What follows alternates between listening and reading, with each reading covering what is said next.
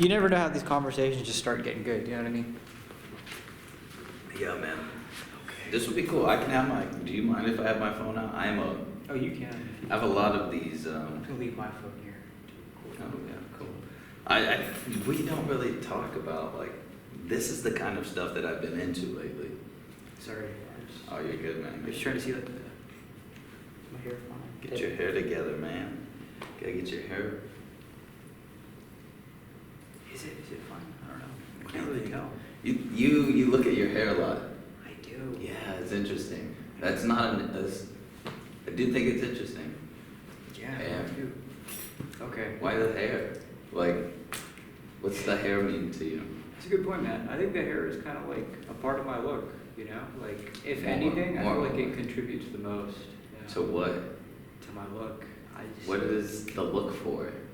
Like when you say you're going for a look, right? What's that look to do? It's not just for the look, is it? Is it an aesthetic purpose? I mean, I feel like the hair just. I think hair, I can tell you, I have this thought about hair. My wife, yeah, it relates to I've discovered it through my wife, right? But I feel like she had a difficult time figuring out like what she wants to do with her hair, right? And I was kind of just thinking about people one day and she changed how she did her hair. And I was like, oh wow, like that's your essence right there. And that's what I said to her when she did it. I was like, that's your essence right there. And now I've kind of been using that as like that word, your essence, right? For the different ways that like we have these expressions that are like a thing from us. Yeah, I really like that you said that actually. I think for me, hair is also an essence for sure. I think glasses too. Like whenever they find me anywhere without glasses, they always ask me like, hey, are you okay? Like, is something wrong?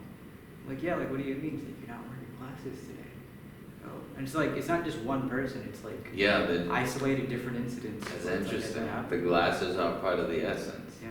That's interesting. Spectacles, like the symbolism.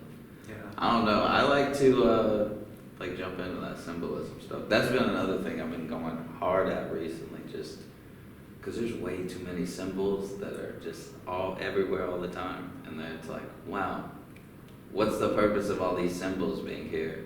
Yeah.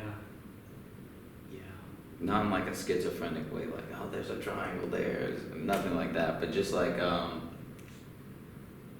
guess more metaphysical stuff with symbolism, yeah, and how that like relates to the way we like actually live our lives. I think memes are like a way that we program our lives with symbolism. Yeah, that's actually a good way to put it. Memes are kind of like that. Mm. Yeah. But yeah, you said you wanted to kind of like Ease into it. ease into this. Yeah. Yeah, I feel that. What else is? This is one of the things I wanted to show you. This is a very interesting thing to me right here, and they basically have this beam that it's about. This right here relates to this idea right here, and it's the way that we receive photons, like the way it works and it's constructed. It's like a metaphysical analogy for it. Like this isn't literally what happens, but I think that there's like that's why I said the symbolism thing. It's like there's all this weird symbolism all over. Like, well, what is that other image that you? this one right here. So it says eyes project, and then it's talking about what you view through matter/antimatter energy. So the thought is creating the material reality in this, and it's like an on and off switch. So it's like saying that it's rendered. It's not in stasis. Yeah. Well, the rendering. It's interesting because the rendering happens. Like we're in stasis, but the rendering is happening. So it's like it's like a weird way to go about thinking about things. I think it's fun. The thing you showed me is making me think of, that saying, the heart doesn't desire what the eyes don't see. Mm-hmm. And so it's like, that's how your reality is forged, like what you look at. Yeah, that's a freaking awesome. The heart does not desire what the eyes Don't see. Yeah. So if you see it, I then- love that. Yeah. It was an interesting thing, like just a side point, like that's why in the Muslim tradition it's like there's that idea of lowering your gaze. That, because then it's like, if you see something, your heart might just. What do you? Oh, that was one of the things that you had in the Incarnate. I remember that phrase, or there was something about lowering your gaze in the Incarnate. I remember that. Yeah. I know for sure that statement. That statement's in there. Yeah. I remember that statement specifically being in the Incarnate. I wanted to talk. So, the Incarnate, I think, is. Have I talked to you about novel folklore or phenomenal authorization?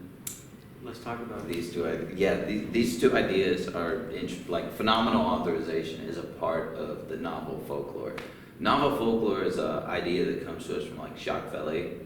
He was like a UFO researcher. He wrote some books and some forewords for some UFO things. He was a researcher. Very, very accredited gentleman as well. Like if you look into his, I don't know why I'm validating Jacques Vallée right now. So novel folklore. I think you did that with the Incarnate, and I was like, he doesn't even have this novel folklore idea. I didn't think that you knew what it was because it's kind of like an esoteric kind of topic. What is novel folklore?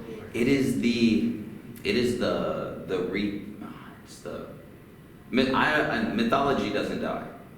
I believe this. Mythology never dies. Like there is a living mythology that lives throughout everything. You put this into the Incarnate, right? Yeah. Yeah, I love that. I love that, dude. The novel folklore part of it though was you adding to this mythology. Like you, Omar Fareed, right now was like, no, I'm continuing what the story of like there was the Achilles Dionysus like thing going on, you know, and it was very cool. It was very cool. No, thanks. I appreciate that. Yeah. Yeah. And it's interesting because it kind of goes back to that. I mean, there's a lot to be said, but one of the things is it came to me. It's not like I sat there and I was like, oh, let me think of this story, right? It's like, literally, I remember I woke up one morning in December of 2020, and it was because I had received like a vision or a dream. I know it sounds corny. No, dude. I know what you're talking about, but in a different like the reason I'm so interested in this physics stuff is because there's things when I'm especially like, and it's weird because it's confirmed in other like people who also study this stuff. It's just like they also have these things where it's like, oh, you just know what this stuff means now, right? It's like it just appears, and I've had weird dreams where it's like, this is what this stuff is doing. I'm like, what the hell? Why was that in a dream? Yeah. It's an interesting thing, you know? And the closest that I can describe it to is something like David Lynch talked about it. Where he's like, when he makes his films, it's kind of like he's receiving snapshots of the scenes, like the pictures.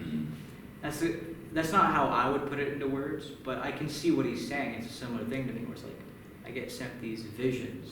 It's like, oh, that's what that is, and then you have to put it out there. It's not, it's me, but it's also not me. Yeah, I think that's very interesting. I have the same, like when I say that mythology is living, it's like, because I feel like that's happening to me, is like, not mythology, but the stories when I'm going through them, it's like, wow, this is just like it flows right into the things that are existing. I feel like I've lived Pygmalion. You know, I feel like I've lived Pygmalion. Interesting. Yeah. Man, what do you think that means for you, though? Well, it was interesting because I wasn't familiar with that story until like after whatever events, and so it was like, oh, like that's a thing. It's interesting that that's a thing that exists out there. Yeah, but if anything, I feel like I just have learned from it. Kind of like, oh, it's cool in its own ways. It's like an experience that built you in some regard. Yeah. Yeah. But you mentioned like another phrase other than the novel folklore, something like the phenomenal. Phenomenal authorization, and that is taking the steps to enable novel folklore. It's you saying that I will be a part of this story. Oh, okay. Yeah. Yes. That is phenomenal authorization right there. It's cool you mentioned that. I think we might have discussed this once, but it's like, I think the older I get, I start to like when we're children, we're taught the story of the world. Mhm. Like it's this grandiose thing at a distance. But when you grow up, at least for me, it's like, oh wait, I'm actually a part of this story. Yeah. Like I tell it to some extent. That is phenomenal authorization right there. I think you are closer to the Ubermensch than you realize. Like, I'll tell you that. That is incredible. Wait, I take it as a compliment. It is a compliment, Omar. I think you do a lot of very cool things that I don't like I think we're tapped into different parts of the world, right? Yeah. But we're looking at and for very similar things. Yeah. And it's very interesting. No, thank you. I really appreciate that. And it's true. I feel like we really like. I think when I initially would speak to you, I felt like we were kind of like in the same boat. But like the more I've talked to you, it's like, oh wait, the boat is like a lot bigger, and like you might be in one corner. and I Yeah. might be on another type of thing. Yeah. Yeah. It's very cool though. It's very interesting to see it like from a person. I don't know. It's crazy that we met just randomly at a poetry club meeting. Yeah. That was like the only poetry club meeting I'd been to. Yeah. And the only reason I went there, I think, was because a K-pop guy went there. Like, I was friends with him. He was like, let's go. That's interesting. Yeah, I don't know if you remember him. I can't say I do. There's a guy there who liked doing K-pop dances. Uh-huh. I thought he was like an interesting guy. I was like, you go to a poetry club meeting? Yeah. Yeah, sure. Yeah, no, that is really interesting. I think about that a lot too. And you know what I've been thinking about? Like this idea of, like, for instance, this room, right? I was sitting like right there a couple of years ago in Ramadan. And I remember, Sheikh Amar had a class going on here. There's a lot of people here. And it's like when I sit in here in this empty room, it's like, you kind of hear like whispers of the time gone. Yeah. You know? I was gonna ask. I saw the different type of books that were over there, and I was like, wow, what an incredible space to have that type of energy, Yeah. just to circulate around here Yeah. is like a incredible thing. I was gonna ask you what that was like, or if you recognized it at all, and it sounds like you do. Yeah, no, I love this building. The fragrance in here is like amazing. And yeah, it's really just that idea though of the memories, like, oh man, like I knew all these people and they used to sit here and we were here. And it, like, I'm gonna be honest, I haven't seen Interstellar. I remember I put it on one day after school. I fell asleep. I wake up at the end. My parents were like really into it. It was really funny. But I know, if I'm not mistaken, that the idea is something like that, where it's like you can hear whispers of time. Wow. Okay, whispers of time. Let's go there. Whispers of time. Yeah. I have this very interesting physics concept that I toy around with, and it's I'm not the only person to do this, and it's something that I've gotten from other places. But it's the way that we understand time to be space to be three-dimensional, and we have a singular kind of forward-moving dimension of time. You invert all that, so you have these 3 dimensions of time that you can move in, but only in a single space. Explain that a little more. 3 dimensions that you can move in. You can move in time 3-dimensionally, but in a singular, you won't do that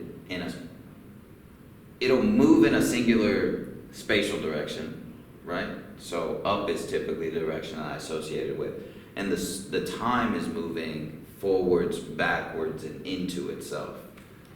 The backwards and into itself, what does that mean? That would be your past, and then the present moment.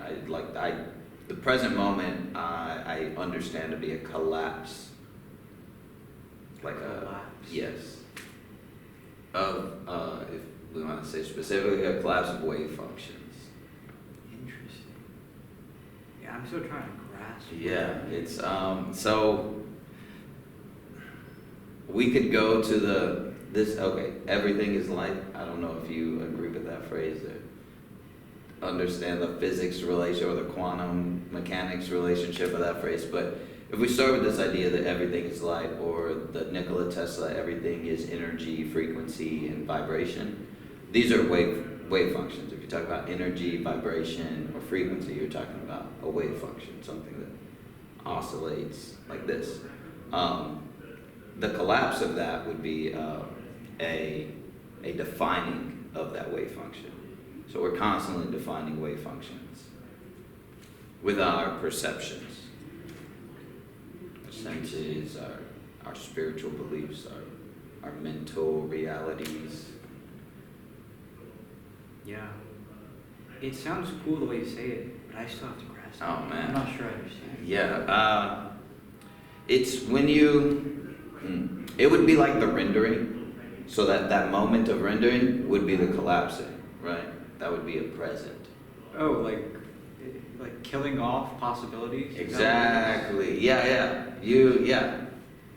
There's a field of potentials, and when you perceive or sense or expect, you collapse the wave function. Interesting. You collapse that field of possibilities into a singular one thing. Yeah. No, that's interesting, man. That is very interesting. Yeah. Going back to that idea of whispers of time, do you know what I mean? Whispers of time, as in like the memories when you're just in a space that come to you. Yeah, and it's like you can almost hear, like, Mhm. oh yeah, like those people talking, you know? That was 2 years ago. This would be, so like that expression I think goes, well, I don't know, just to jump back to it. There's like a longitudinal space where those things just continuously happen. This is a belief of some things, right? We could talk about Yeah. impressions in a field of inertia that everything is experiencing. Like these are also those things that. Wow. Yeah. Even like when I'm walking on campus, I just get that thing. Like I'll just stand at a spot And and I'll just look around and I'll be like thinking of all the memories, all the people I knew in that. That's a incredible ability. I don't know if a lot of people express that or Do you do that? jump into it. Kind of accidentally. It's just the way I live my. It's like a constant thing. Yeah, I'm Yeah. always. Yeah, there's like a weird thing always going on with Yeah. the past and the future. It's like I don't think it just works in one direction. I think you can hear whispers from the future. Yeah. That's why I kind of allured to that idea of the interstellar films. Again, I haven't seen it, but from what I'm aware of, like, that's kind of like the idea, you know, that, oh, like if you're really quiet, and you're the past, you're the future, Yeah. kind of a thing. What does that mean to be really quiet? I think that's an interesting, like, what does that mean to be really quiet? Yeah. It was actually in this room, I think, that I wrote it down, like this idea that I had of like, silence is such an entity that it can literally create realities or destinies or destroy them. Dude, you just said something that I think, so like the silence can create realities or destroy them. I think this relates to the idea of 0 point energy. Mhm. Like you saying that phrase, I think relates to 0 point energy. How does it relate? So if we take out if we go down to the angstrom length, that's one of the phrases, and we take out all of our E and B fields, we take out, we have it in a vacuum and we suck out all the E and B fields, there should be nothing there, there's ergs of energy there, and that's what they call 0 point energy, and they say that like, once you attain 0 point energy, you can do these incredible feats that people think are magic or like high science. Interesting. That silence would be the 0 point, Yeah. where there is nothing. And from that point, you can create or destroy realities. Yeah. It's true. You decide if you sit down somewhere, if you talk to someone or you don't. And it literally creates. Everything that will happen for you. Yeah. I think it's a very interesting concept. I think we should consider it more as like a society, like the choices that we make. Yeah. I'm really glad you mentioned that. I feel like a lot of people, at least from from what I see in my circles, I feel like a lot of people don't really like give these things those types of thoughts. Mhm. Like for instance, like grandparents. Like, do you really are you realizing what this is? Your grandparents and the grandchildren. Mm. Do you really realize? Oh my God, every choice I made created that. You know? Yeah. And of course, there's other variables involved too, right? But those are just, a lot of those are just other people, Yeah. right? And it's like, okay, our choices that we make with others Yes. dictates the world that they're going to live in, and then that will happen back to me. And it's not just like it's never insular. Insular, Yeah, it's always like it's like a net that has no end. yeah, yeah, and I think that's another interesting thing about the podcast is that it's like its own thing contained.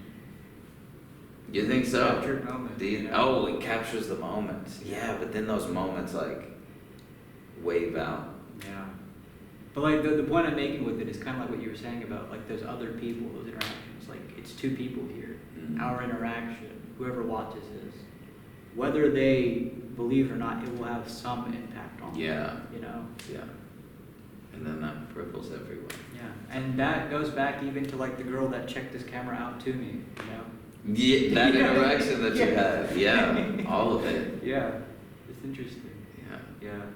But I feel like sometimes I've been thinking about this, like for instance, like Jordan Peterson, right? It's really cool to hear him talk about the things he talks about, but sometimes like, man, like I feel like I've heard this like a bunch of times. Nothing wrong with that, right? Like it's always cool to keep yourself sharp, but even sometimes when I talk to people, it's like, man, I feel like I just talk about the same things. Yeah. You know? Just repeating it. I in different try, ways. whenever I'm around people, I try to engage them in conversations that they've never had before. Like I do it consciously. It's like I'm like, I wonder if this person's ever heard of this, right? And I'll kind of probe, and I'll see like, and I'll talk about I'll bring up just like, I read a lot of physics literature now. So I'll go up to people and I'll, like especially at work or whenever I'm at home or if I'm around family members, I'll be like, blah, blah, blah, this is what I'm into right now. And I like to bring them into it and relate it to them however I can to push that novelty out there. Oh yeah, pushing the novelty. Yeah, I think that's especially what interactions are good for. Yeah. Especially, and even walking. I can't remember who wrote this, but I remember I